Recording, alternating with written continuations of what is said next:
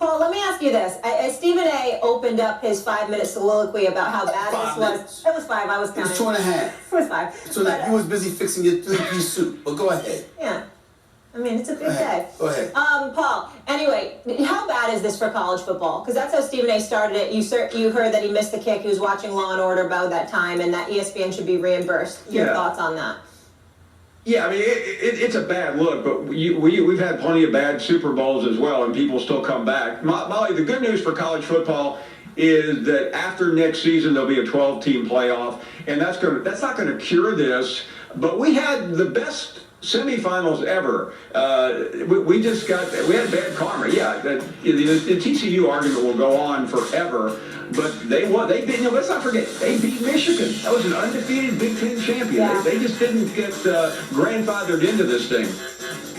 See, you know what, Paul? I think it's great for college football, and the reason I believe it's great for college football was coming in 24-25 with the 12 teams. Is you're gonna get now teams like TCU and Cincinnati's and some of the smaller Power 5 schools that get a real opportunity to play some of these big houses, and it changes too because of the NIL. You don't just have to go to the Power 5, the big programs, to now get your money. You can get your money from TCU because the TCU people, they're going to start backing up the truck. They're going to start helping out the program. You're going to get the teams like Pitt and some of them that are smaller Power 5 schools being in the mix because of the NIL, because of the portal. So I think parity is going to happen across college football. You don't have to just go to Alabama, Georgia, Michigan, USC, and Ohio State to have a chance to play in a national championship now. You can almost go anywhere.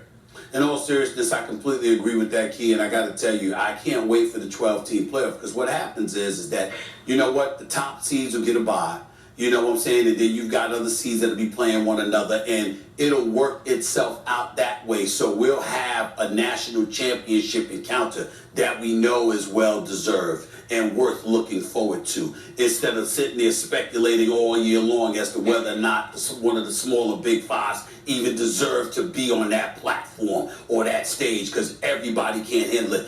Dykes has done a great job coaching TCU this year. I watched this man, and I've never seen this from a coach. I watched Georgia score a touchdown, and the opposing coach sat up there and went like this, wow. That's exactly what he did. I was watching, and that is when I turned the channel and started watching Law and Order. Not SVU, not criminal intent. I'm a fan of organized crime, but I'm talking about the regular Law and Order with Sam Waterston as the D. That's why you're so skeptical of everything and everyone. I started watching that. I watched all 22 seasons, I'm trying to tell you. That's what I went back to watch. Yeah, guys, that's where he gets his inspiration. And it was much better than the game. General Hospital. And it was much better than the game. Okay. All right. Before we go, Paul, just want to reiterate your thesis statement. Tell me if I'm saying anything wrong, because obviously you are the mouth of the South. But Georgia has now surpassed Alabama as the top dog in college football in terms of programs. Accurate? Absolutely, Molly. And I respect Nick Saban more than any coach I've ever been around, but his program it no longer runs the sport, and that's really what we're talking about. Every single conversation used to involve Nick Saban as the subject. Now we're getting to him in the predicate because we're talking about Kirby Smart first, and that's really where this is going, Stephen A., Molly, and Keyshawn. And I don't think we saw this coming this quickly. I mean, I've been hinting, Stephen A., we've had these conversations for years, that the Alabama program was a little bit wobbly, and you've refused to look at it because you can't look at it. You're so in love with Nick Saban, and it's sad, quite frankly. But you need to pull back a little bit and realize that he doesn't run this sport anymore. He's powerful, he's important, he's the greatest of all time. But Kirby Smart is the new king. Let me put on my serious cap for a second. Okay. Georgia is the champion. Kirby Smart is the real deal. Mad respect for him, and they are at the top of the heap right now.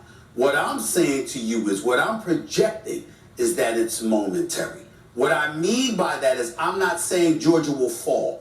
I'm not saying that Georgia won't be in the mix, that they won't be competing for national championships on a year-to-year basis. I expect them to be right there competing with Alabama. All I'm trying to say is, let's not interpret what you're saying to mean that we get to discount Alabama. Alabama is going to have a say. It wouldn't surprise me if these two programs went back and forth over the next several years winning national championships. I'm just saying Alabama's right there. Nick Saban is not alone anymore. He's got to create room for Kirby Smart.